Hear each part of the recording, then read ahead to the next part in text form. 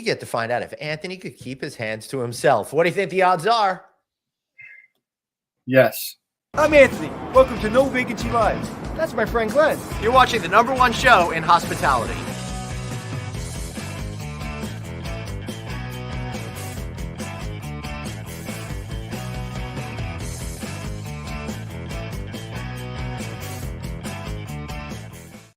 Hey, everybody, welcome to No Vacancy Live, a magical place of information and knowledge shared with Anthony Melchiori and myself, Glenn Hausman. We're on the cusp of Thanksgiving, so I'm feeling a little giddy today. How are you? Really, the magical place of information technology? It sure is. But Anthony, so before we get to our guest today, we're going to be focusing on really cool technologies. Two things I wanted to talk about.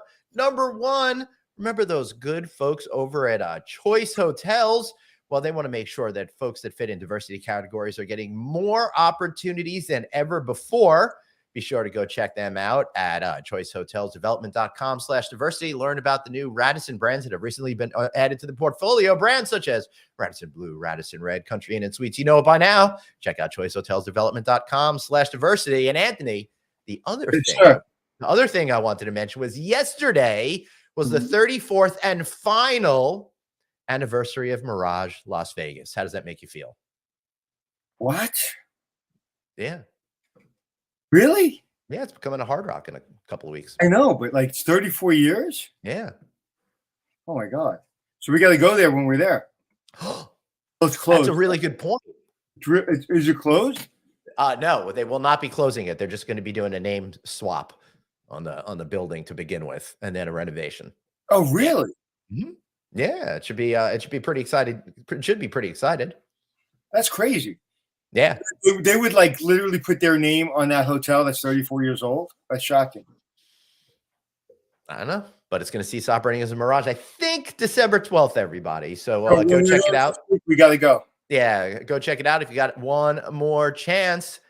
Goodbye, Mirage Las Vegas. And one thing I do want to say hello to, Anthony, is all these great technologies that are coming down the road in hospitality. And it seems like wherever I go, that's all people are talking about. Technology.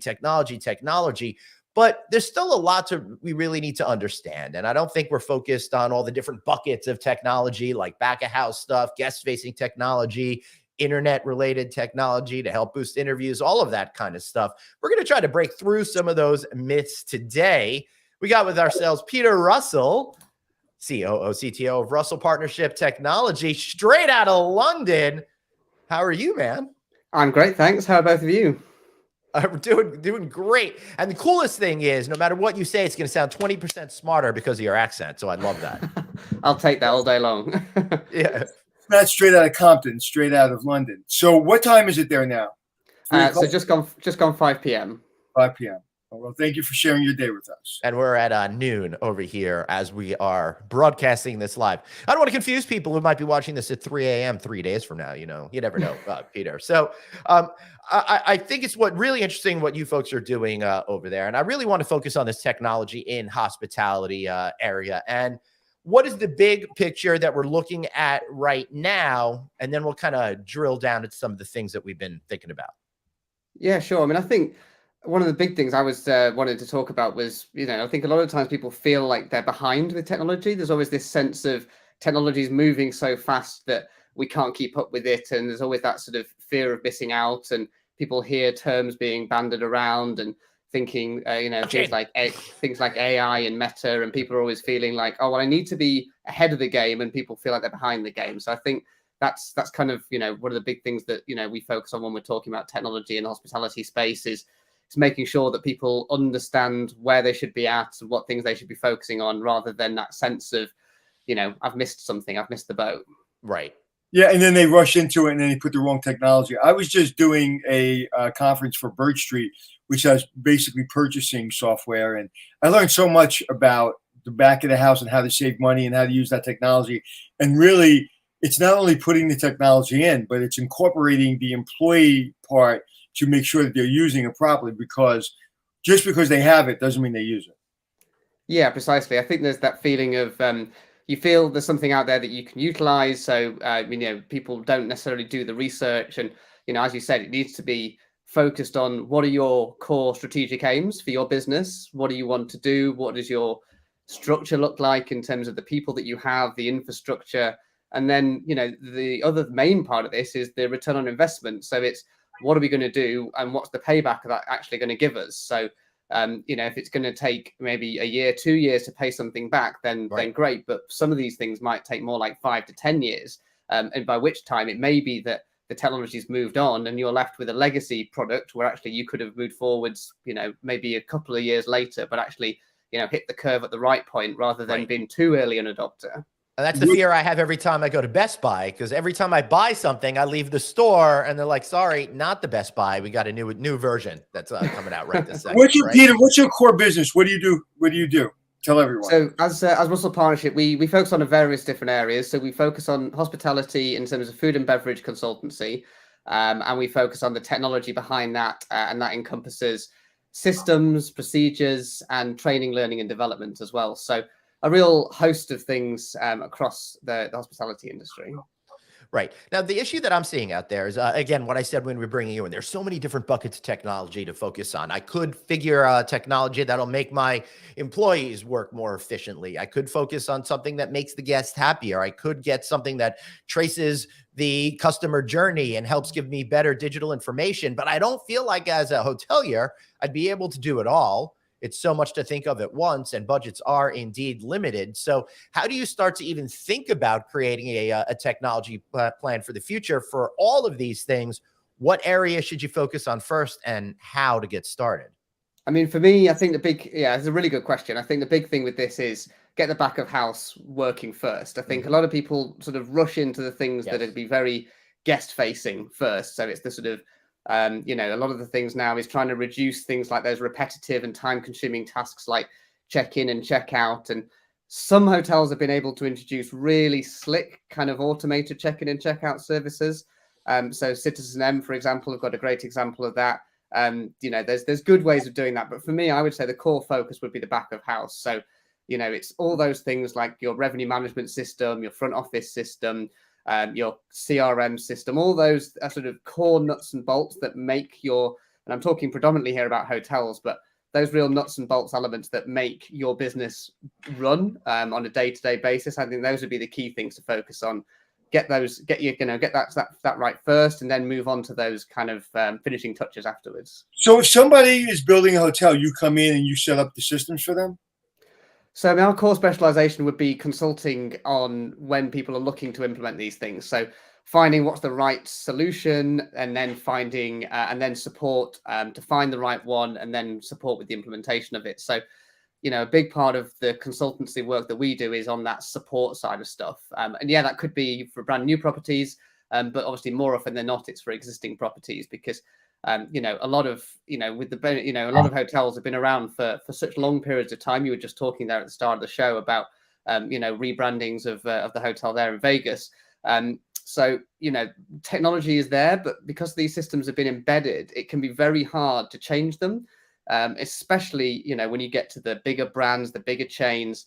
They have big systems. It can be like that big articulated truck that's really hard to turn, because the system is so embedded into the kind of ecosystem of the hotel that it's very hard to make a change. And support in that is something which we'll provide. And you consult for a lot of hotels here in the States? Yeah, across the world, really. It's kind of wherever we need to be. Yeah. So what is the state of hotel technology around the world? Or is it as bleak as people make it feel at conferences? I don't think it's bleak at all. I mean, I'm hospitality through and through. I think that may mean that my viewpoint is slightly skewed, because with the rose tinted glasses on there potentially. But I think there's the challenges within this, and I think one of the big challenges at the moment is that workforce element, which you just mentioned a moment ago, in terms of what do we do in terms of helping our workforce while not hindering it. So I think it's about finding the right balance between introducing these kind of systems that actually supports the workforce, and also it's about implementing these things that don't feel like we're trying to replace the workforce too. There was a study, there was a sort of trial done in Japan a while ago to try and replace pretty much all of the employees within a hotel with kind of AI and robots. Yeah, is that the one that had like the dinosaur that would check you in? Yeah, I think that may have been the same one. Yeah, and it just flat didn't work. It was a great experiment. But I think the key thing with this is that we can utilize technology to supplement and support the things we're doing. But, hospitality at the heart is always going to be about the people who deliver it. So as ever, it's going to be about finding the balance between these things. So no, I don't think it's a bleak picture. I think it's about sort of evolving at the right pace, as I sort of said at the start, and then finding the best way forwards of, picking through what's actually going to work and help you, rather than just sort of the vanity type projects, which won't actually help you move forwards. Are we having a workforce issue, Glenn? I haven't. Hey, breaking news here on No Vacancy Live 3 days a week: Tuesday, Wednesday, Thursdays at noon Eastern time. But Peter, I got to ask you. You this. What are some examples of technology that really fit that mantra of helping the employees do better at their jobs, that also engage them, as opposed to something that they might fear, such as like a machine that pours drinks so they don't have to hire a bartender? Yeah, absolutely. I mean, I think there's a couple of sort of really good examples. I mean, you've seen quite a few hotels introduce sort of chatbots and concierge type systems. And I think, while that's not particularly new technology, I still think it's an evolving technology in terms of actually getting it right and getting it to work. So, you mentioned there again, the Vegas example. So I know that the Cosmopolitan in Las Vegas introduced a concierge called Rose that works through a phone text messaging system. So I think it's also about the application of how it actually interacts with the guest, because some of these systems require you to download additional apps and require you to go onto websites, and it's about making this easy for people. So, that system there allows you to do that in a way where you would, in a systematic way that you're used to using. So we're used to texting and WhatsApping and all those kind of messaging programs. So integrating that concierge element in that way is a really good way of doing it. So that would be the first first example. And I think the second way would be the back of house stuff. I think it's learning what those guest preferences are. I mentioned the CRM element a couple of times. So I think it's about sort of introducing these systems which allow hotels to actually learn what their guests want in terms of being able to personalize the experience. And I think those are the things that feel, to me at least, like they are supporting hotel employees to do better with what they're delivering, rather than that sort of, we're trying to replace you element. Because I mean, it's clear that sort of, there is that demand on the industry to streamline and to make sure that, we can support. And, it's obviously better that we improve and we make sure to keep the hotels running, because if the hotel is no longer able to operate at all, then none of the people in the business retain a job. So yes, there has to be a balance. We have to evolve, but I guess it's about those things for me, about building that kind of guest picture and personalizing the experience. Well, my prediction is there's going to be texting, there's going to be checking in on your phone, there's going to be a person in the lobby, you're going to see a housekeeper and have a nice day. That's what it's going to look like in 10 years. And if I'm wrong, I'll eat my hat. Ooh, he's got a lot of different hats to choose from. I have 100 hats I never wear, but I have them. That's where it's going. I mean, that's where it's got to go. I mean, you can't find people. And when you do find people, and we'll find great people, we'll put them in the right positions and we'll put them in really good touch point positions. But at the end of the day, 90% of people are so used to doing everything on the phone. So it's all going. The front desk is going away. I'm making that prediction. Yes, as long as I need to underscore this. Those people are repurposed to actually help guests, make them feel at home and have that spirit of hospitality. Anthony, I want to get you in here because Kyle's got a good question today. He said, hey, so let's say I'm in a New York Union hotel. You know a lot about this. And any additional tests which need to be completed with new technology has to be negotiated. How do you convince hotels to go through that process, assuming Kyle's correct on that factual piece of information? We do not have enough time for this discussion, my friend. It's just all about negotiation, and you go through it because the bottom line. I'll give you an example. There was a hotel that just did something, really saved a lot of money, and they spent 2 years negotiating with the union. And I will just tell you, through technology and reformatting the way they run their business, literally positioning restaurants and bars differently, they've saved a tremendous amount of money. I think they've taken a little away from the feeling of the place, but it's all negotiation. I mean, coffee pots came in the room. We had to pay. I think we had to pay members $2 to clean a coffee pot. Right. Ice buckets. You deliver newspapers when we used to deliver newspapers to the room. What's that now? When we used to deliver newspaper. Oh, newspapers. newspaper. I don't know what. Yes, newspapers. When we used to deliver newspapers, I thought I had a stroke. I thought you No, just messing with you. because I sometimes sound like I have a stroke. But the newspapers, 50 cents a newspaper to a door. So everything is negotiated in the union. And listen, a lot of times you're really actually helping the employee, but they still negotiate it in. I mean, my favorite, this is not technology wise, but and again, whether I think, listen, I think the union members deserve every penny they get, but you have to run the business. And Bellman and Dorman in New York City, when they take a day off, they get 2 sick days for that one day because they're losing tips. So they get their pay, plus they get another day's pay because they feel they're losing tips. Wow, that's a good deal, and it makes sense that gets negotiated in when you hear something like that. So, somebody asked me, I was walking through a hotel yesterday, and they said, "Why do these people stay?" I was talking to these people, and they stay 30 years to be a Bellman Dorman. Why do they stay? It's like, ask them what kind of car they drive, and ask them where they live, and how much they pay for taxes in their house. And I guarantee you, they have a nicer car than you, and they pay more in taxes than you do. Right. And they get to go home at the end of the day and be done with work. Yeah, and it's not everybody, but there's a lot of fantastic jobs in the city. And like I said, I'm a very big union proponent, but we have a business to run. So you have to be able to know the contract, and you have to know how to negotiate so you can make money for the owners, but you can also take care of your people. Yeah, and speaking about taking care of your people, Peter, you want to get more and more people to come through those doors to be able to pay your folks well. So what are you seeing out there in regards to AI that'll help the hotels run more efficiently, or conversely, connect with potential guests to get them to say, hey, I want to learn more?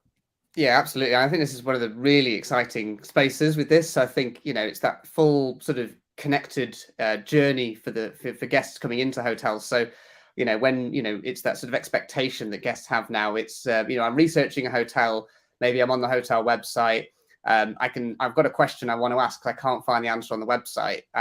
So a lot of hotels will give the opportunity to ask a question, and sometimes you can do that through things like, say, Facebook Messenger now. So it's things like, I ask a question through Facebook Messenger, potentially I'm getting an automated answer from that, maybe I'm getting a personalized answer, but then maybe that's the first touch point where my data is going into the CRM for the hotel. And by the question I've asked, and then maybe through anything else I go through as part of that process, the system there, the CRM, is starting to learn about me and my requirements. And then obviously the hope for the hotel there is that I become a long-standing guest and I come back time and time again. It's especially true for the sort of bigger chains and brands as well. So then it's about sort of being able to predict what I want. So maybe it's sort of every time I get to the second or third day of my stay, I'm always asking for sort of extra towels and something like that. Maybe the system through the AI is able to learn that, and then it's able to sort of actually better serve me by preempting that request and making it happen. That's about making sort of a delightful hospitality experience happen. So indeed, I've been hearing about that particular type of delightful hospitality experience for my whole career.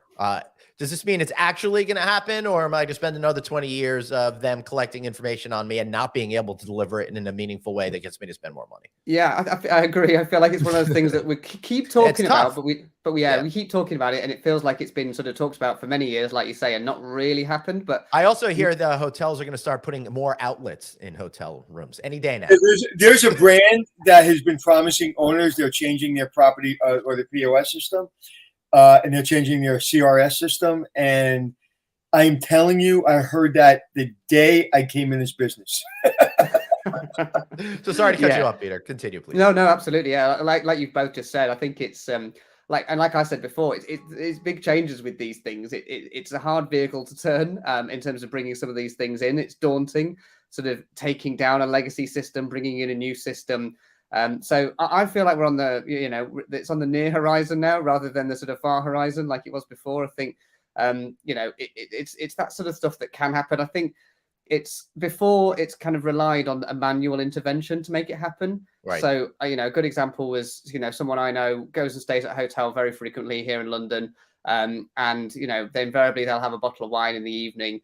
And then on one of the stays, somebody came and presented them with a bottle of wine, very similar to what they would normally offer, and said, "We've noticed that you normally like this kind of wine. Right. So here you are, this is, it's on the house. We'd like to sort of reward your loyalty. Beautiful. You know, and also they, you know, it wasn't just that they brought any old bottle of wine. They Mhm. clearly thought about it and brought one that they knew that the guest would like. So, but that involved a sort of human intervention to do it. And I think the ability of the AI now is starting to get cost effective to be able to do it. I think it's been cost prohibitive before. The technology's been there, but it's not necessarily been integrated into existing systems. And I think hotels have the issue in that there's so many different systems that all have to come together to make it work. So it's about for me, it's part of this connected ecosystem that actually joins the dots and brings it together. And that's what I feel like we're on the cusp of moving into now. And yes, it's difficult, but I feel like that's what we're moving into now, rather than before. It was all very sort of every system does its own thing, and it's very difficult to get them to link together. Yeah, agreed. It does feel like we're at the point where we need to reset, do a hard reset on all the technology in there, and just to fill people in a little bit more, you know, that PMS has become like the unexpected brains of the hotel. Everything starts to plug into it, but through cloud technologies and AI, and other types of things, even blockchain that's supposedly still coming down the path, it gives us opportunity to rethink everything from the ground up and how all of these different products can intermingle with each other, either being part of the same suite of products or through different vendors, right, Peter? Yeah, absolutely. And I think it's that thing, it's that, you know, a lot of systems try to be all things to all people. Yeah. Like you said, the front office, the PMS system has sort of de facto become this is the system which will try to do as many things as possible, which is great. And it's the natural sort of glue that probably should hold all these things together. But then that becomes difficult. And one of, you know, the mantras that we put across to sort of clients and partners of ours is, you're never going to find one system that's going to do everything for you, or invariably you're not going to. I'm not suggesting that isn't possible or that there aren't systems that might suit some people and do all things, but invariably what's best is to find multiple systems that will be best in class at what each of them do, and then join the dots and make them work together. And through sort of APIs and through all these different ways we've got of connecting things, that's now becoming far more easy to do. Not suggesting it's easy by any stretch of the imagination, but just sort of linking that back to our workforce comment before, it's also starting to become a fact that we're going to need to have people within hotels who are going to need to be sort of software focused and technology focused, because, you know, if we've got all these systems and we've got more technology, then we're going to need people who can use them, and we're going to need people who can interrogate them. I think this links in with lots of other systems. You know, AI is used as part of revenue management systems to, you know, set rates and to manage that process, but we can't just rely on that system to be the black box in the corner that does everything we need it to do. We need to have somebody who can interrogate it and actually assess, is it giving us the right data? We can't just blindly take what it tells us and assume it's correct. Right. Yeah. I agree. All right. So we're getting close to the Thanksgiving Day holiday over here, Peter. So we're going to keep this show short today, but 2 last questions for you. Do a lot of Americans just assume you celebrate our Thanksgiving holiday and wish you Thanksgiving a lot, or am I just making that up, or are we more educated? It's a real split. So I'm a huge fan of American football, which obviously the NFL, which is obviously a huge part of Thanksgiving. Not the main part, of course. Obviously, it's far greater than that. But well, for many talk people, to a lot of Americans. It is the main part. For many people, yes. So for me, I've often tried to take Thanksgiving as a holiday myself, so I can watch the football games. I'm thoroughly expected to be disappointed tomorrow when I watch my team, the New York Giants, play Dallas. So. Keeping my fingers crossed on that one. But yeah, I think it's growing in interest in the UK. And I think largely due to Black Friday and Cyber Monday, it's starting to penetrate more in terms of people's psyche, in terms of understanding about it. So fascinating. So we're going to do to you what we did to you guys with Halloween. Absolutely. Yeah, we're just going to subsume it over into ourselves. I think it's always that feeling of, we always like things that are new to us as well. So I feel like I feel like it'd be great for us to be able to adopt it more. I mean, it's never become. I don't see it ever becoming a national holiday. I mean, that would be great, but we'll see. I got another question for you. What's it like getting used to having a king for the first time in your life? Very, very unusual. So we've obviously just had the start of things like the World Cup, and obviously hearing things like the national anthem being sung, and having, you know, God Save the King as the you got to change the word. That's we've got to change the word. We've got our postage stamps will change, I think, from next year. Our coins and our money will start to change as well. Really? They won't just leave her on there because she rocked it for so many decades? As far as I understand, they're not going to be removing that currency from circulation, but they'll just add in. I think over time they'll Fascinating. start to phase it out. Yeah, it's a huge change for Do the us. Canadians do this? Do the Canadians do the same thing? I'm sorry, Anthony. It's okay. The I was Canadians saying, do the same thing. I got to know about this money thing. Then you could take over. Did the Canadians do the same? I think they get to choose. So right. I've not heard anything on that yet. But right, yeah, anyone else like Canada, Australia. Sorry, honestly, because you're British now, I expect you to be the UK and protectorate's expert. Anthony, sorry. No, I'm good. I'm good. All right. Peter, wrap all of this technology up for us before we wrap up for real over here. What should people really be thinking about right now? I think it just goes back to that point. A couple of the core points I mentioned. I think the key thing that I would talk about is that connected ecosystem. Go back to the sort of basics. Work out what it is you want to achieve. I think it's important to have that strategy, that business plan. What are the sort of key business objectives that people are looking to achieve within their hotels and hospitality environments?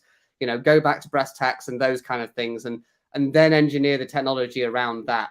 I think oftentimes people will focus on the technology first and then sort of backtrack and think how it integrates with their strategic focus. But it's not the right way for me. Get involved with the strategy in the way that you want to go, and then obviously look at the technology and then work through what's going to actually help with improving the guest experience, improving operational efficiency, while also providing that return on investment. I think that's the sort of strategy and structure that I would look at for sure. Awesome. Well, Peter, how do we learn more about you guys? So if you want to learn more about Russell Partnership, our website is russellpartnership.com, and that's the best way. And obviously, if anyone would love to know more, then get in touch. Our contacts on the website, and get in touch with us, and we'd be more than happy to talk to you. Do people ever confuse you with Russell Peters, famed British comic? Yeah, normally when when I'm traveling, a lot of times I'll check into hotels and people will be instantly disappointed because they'll think that hey, listen, I got the same problem whenever I check into a hotel, so I get it, man. Yeah, the system will come up and they'll. When I check in, they always think I'm that Hotel Impossible guy, and I'm like, hey. And you're like, no, impossible. All right, Peter, thanks so much for being here. We appreciate it, man. Yeah, appreciate the invite. Thanks very much. Have a good one. So, Anthony, I told you I was building a new set and I'm getting little things to put in it. I got myself a little Delta model. How cool is that? I'm very excited. See it. Take pictures and send me what the work in progress looks like. By the what? I'm sorry? With the work in project. I will. Absolutely. Yeah, absolutely. I want to see it. All right, Anthony, I got to go get my kids out of bed because, it's 12:30 over here. So I got like that. This was a quick one, but we're happy Thanksgiving. I'm thankful for you. I'm thankful for our audience. I am thankful for everything everything. I'm just very thankful. And right back at you and you guys. Thank you so much for giving us all the love and support as we come at you with over 700 shows. In fact, No Vacancy Network in the next month is going to have published over 1,000 podcasts total. So that'll give you some stuff to listen to. Listen to us on Apple Podcasts, iHeartRadio, Stitcher, SoundCloud, wherever it might be. Of course, he's at Anthony Hotels. I'm at Traveling Glenn. So who are you most thankful for? That lady hiding behind the screen, Suzanne. Oh, yeah, let's mess her up. We're thankful for you, Suzanne, and producer Dave, but don't let him know that. Yeah. Thank you. Thank you guys. Happy Thanksgiving. And thank all of you guys. We'll see you next week. And